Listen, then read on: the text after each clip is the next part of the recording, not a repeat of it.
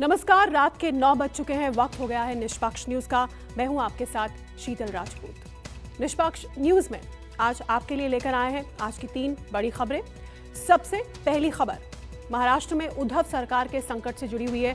शिवसेना के करीब 30 विधायकों ने बगावत कर दी है, जिसके बाद सबसे बड़ा सवाल है कि क्या उद्धव की सरकार गिरने वाली है। दूसरी खबर ईडी की राहुल गांधी से नॉनस्टॉप पूछताछ से जुड़ी हुई है। आज फिर राहुल गांधी से पूछताछ हुई, क्या सवाल पूछे गए आपको बताएंगे।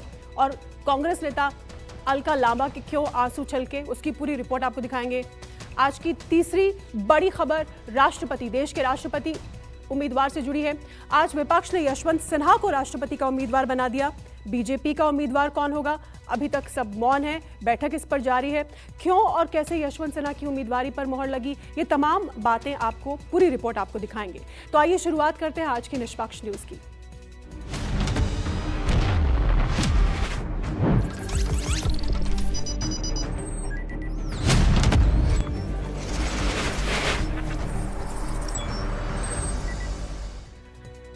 तो महाराष्ट्र में बीजेपी और शिवसेना के बीच 2.5 साल से जारी जंग अब अपने अंजाम के करीब पहुंच गई लगता है। पहले राज्यसभा और विधान परिषद चुनाव में महाविकास आघाड़ी गठबंधन यानी कांग्रेस शिवसेना एनसीपी के गठजोड़ के साथ खेला हुआ, तो अब शिवसेना ही दो फाड़ होने की कगार पर खड़ी हो गई है। उद्धव ठाकरे के सामने न सिर्फ मुख्यमंत्री की कुर्सी बचाने की बड़ी चुनौती है, बल्कि शिवसेना का वजूद भी खतरे की जद में आ गया है। पूरी रिपोर्ट देखिए।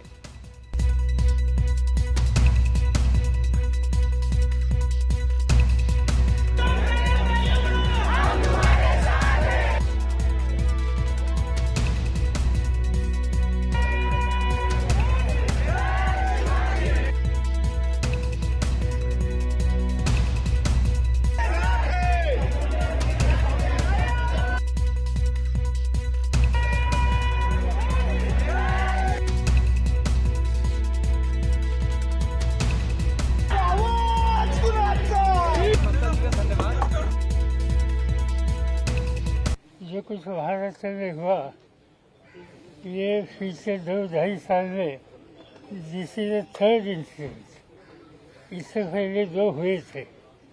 मुझे याद है कि जब उद्धव ठाकरे जी का सरकार बना, इससे पहले कुछ हमारे एमएलए को उठाकर यहाँ हरियाणा में गुड़गांव में कुछ एरिया में रखे गए थे, मगर बाद में वहाँ से निकल कर वो वापस आ गए।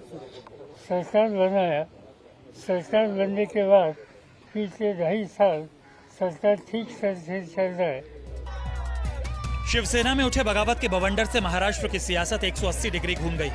शिवसेना ने पूरे महाराष्ट्र में शक्ति प्रदर्शन शुरू कर दिया। बीजेपी के खिलाफ आर पार की जंग का ऐलान कर दिया है। उद्धव विरोधियों ने महाराष्ट्र सरकार की विदाई की मुनादी कर दी, तो मराठा क्षत्रप ने इसे बीजेपी की सियासी साजिश बता दी। लेकिन अगर 2 दर्जन से ज्यादा विधायक एकनाथ शिंदे के साथ महाराष्ट्र लांघ कर गुजरात पहुंच चुके हैं, तो क्या वो शरद पवार के कहने भर से मुंबई लौट आएंगे?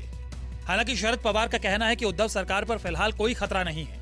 महाविकास आघाड़ी गठबंधन में भी कोई विवाद नहीं है। लेकिन अगर ऑल इज वेल है, तो फिर दिल्ली में शरद पवार को महाराष्ट्र पर सफाई क्यों देनी पड़ गई?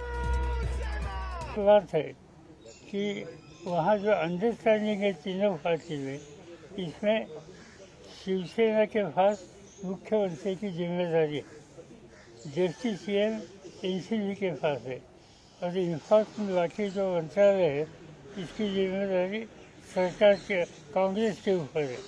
मगर मुझे पूरा विश्वास है कि उद्धव ठाकरे के नेतृत्व पर वहाँ जो गवर्नमेंट चलाई है, इसमें कोई बदलाव करने की आवश्यकता हमें लगती नहीं। महाराष्ट्र में जारी सियासी तूफान के बीच शिवसेना के बागी नेता और उद्धव सरकार के कैबिनेट मंत्री एकनाथ शिंदे ने भी अपनी चुप्पी तोड़ दी है। शिंदे ने ट्वीट किया, हम बाला साहब के पक्के शिव सैनिक हैं। बाला साहब ने हमें हिंदुत्व सिखाया है। बाला साहब के विचारों और धर्मवीर आनंद दिघे साहब की शिक्षाओं के बारे में सत्ता के लिए हमने कभी धोखा नहीं दिया और न कभी धोखा देंगे। एकनाथ शिंदे की सफाई तो आ गई, लेकिन वो उद्धव के मन मुताबिक नहीं रही, शिवसेना के काम नहीं आई। इशारा मिलते ही मातोश्री पर शिव सैनिकों का जमावड़ा लग गया। उद्धव ठाकरे के समर्थन में नारेबाजी शुरू हो गई। शिव सैनिक एकनाथ शिंदे पर भी लांछन लगाने लगे।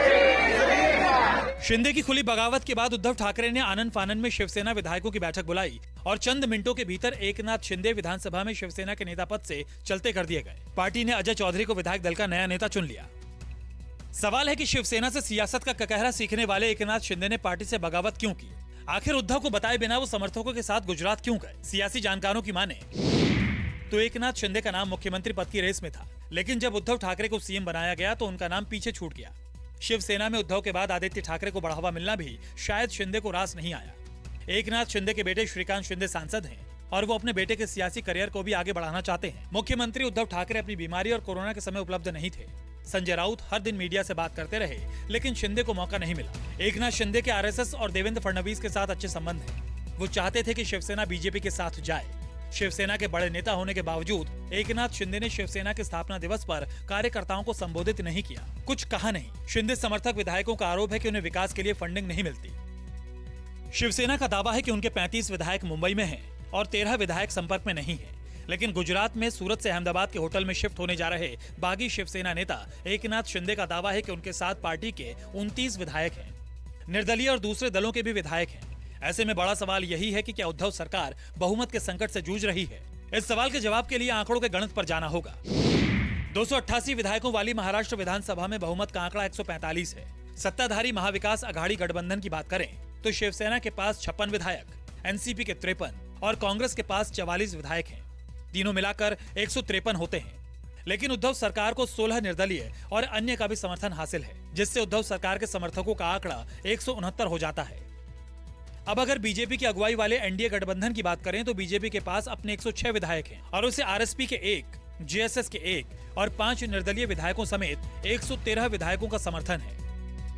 आंकड़ों का गणित यही कह रहा है कि अगर शिंदे के साथ 25 विधायक भी होंगे तब भी उद्धव सरकार खतरे से बाहर है। यही नहीं, शिंदे को शिवसेना से अलग पार्टी के तौर पर मान्यता हासिल करने के लिए 38 विधायकों का साथ चाहिए, जो फिलहाल नहीं है।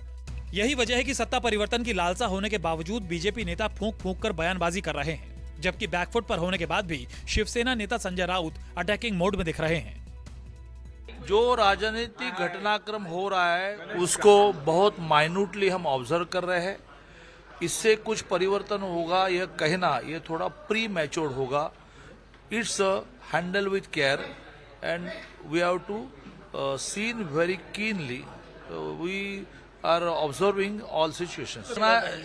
संजय राउत के इस प्रकार से भड़काऊ भाषणों से, जिसको मराठी में कहते हैं कि चुभने वाले बातों से ही ये सारे प्रॉब्लम निर्माण हुए हैं उनकी पार्टी में भी, और लोग इसको बर्दाश्त नहीं करेंगे। इसका उदाहरण एकनाथ शिंदे जी की बगावत है। जो मंसूबे लेकर अपने आप को किंग मेकर समझकर कुछ लोग जो काम कर रहे हैं वो सफल नहीं हुआ। सबसे चर्चा चल रही है, माननीय पवार साहब से, आदरणीय पवार साहब से चर्चा है, शुरू है।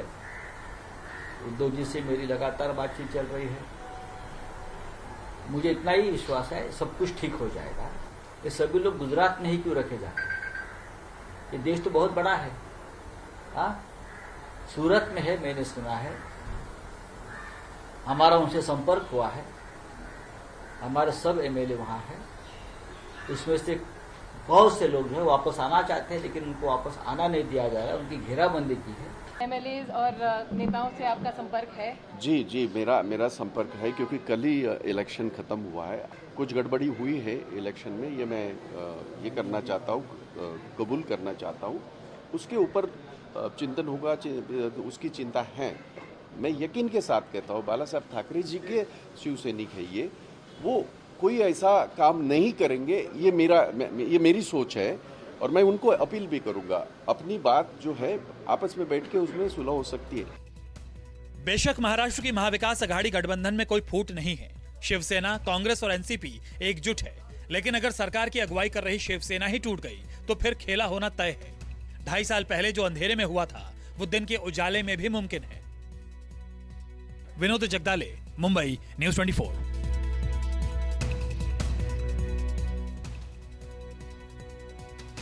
बगावत के बाद विधानसभा में महाअघाड़ी सरकार के लिए बहुमत कैसे बरकरार रखना संभव होगा, कैसे उनका गणित बिगड़ता दिखाई दे रहा है।